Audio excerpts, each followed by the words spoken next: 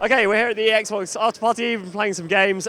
Most recently, Ryse, which is the Crytek game, formerly a Kinect game for Xbox 360, now a non-Kinect game, or with some Kinect functionality for Xbox One. What did you make of it, Jane? Well, it's sort of Spartacus, the action game. We're playing like a Roman commander, and I fully predict that he is stripped of his rank at some point and becomes a gladiator in a Colosseum type scenario. That's my prediction.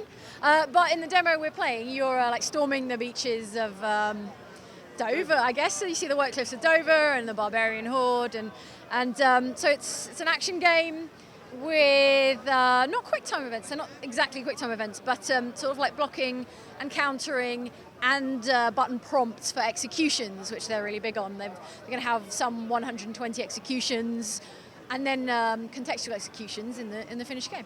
Right, I think the QuickTime thing was something that everyone suddenly recoiled in horror during the Xbox show because they saw those button prompts come up. Actually, not as QuickTime as it seems. It's a lot more like the kind of, those are the finishing moves. So if you get in a position where you can hit B to execute, then you get those QuickTime prompts, and if you hit them, you'll get a kind of interesting execution. It's a suggestion. It's a suggestion rather than press this button or fail or die immediately.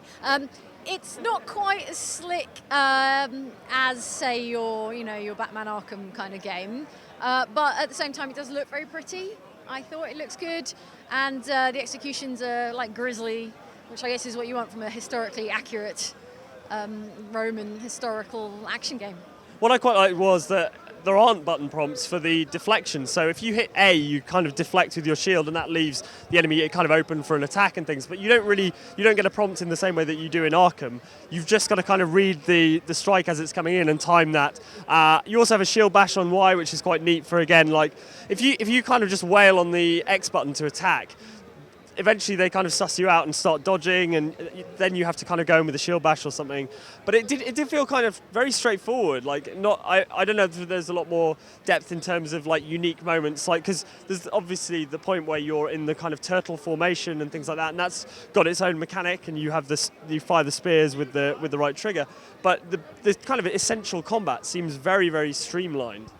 Yeah, well, there's a combo, so you rack up increasing numbers of combo as you hit successfully again and again, and as far as I could tell, that gave you access to like better and rarer execution types, and we were playing in in an easy mode, shall we say, like a god mode, so possibly it wouldn't feel as streamlined if you were playing in a more challenging difficulty, I'm thinking.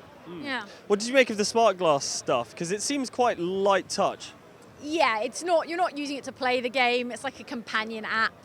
As you know, you have companion apps now, so it's got extra information and it knows where you are in the game. I suppose that's where it becomes sort of like interactive, a little bit more advanced, is that it has a timeline that shows you where you are in the level that you're in, and it will display videos from your friends or from people who are really good at the game of them playing that portion of the game as you reach it. So sort of like a companion app with a little bit of interconnectedness with the game as you play it. And not a lot of detail on multiplayer at the moment, although they did say it is coming, right?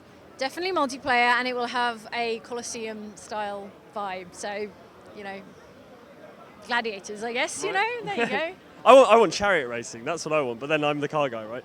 Chariot racing is not, if you're making a Roman gladiator game, or any sort of a Roman game, I think chariots is a fair demand. I think that the turtle formation bit did feel like exotic gameplay, as in you couldn't call up like your squad to do a Roman turtle formation any way you liked. So possibly it'll have other exotic bits where you mount a chariot or something like that. Maybe.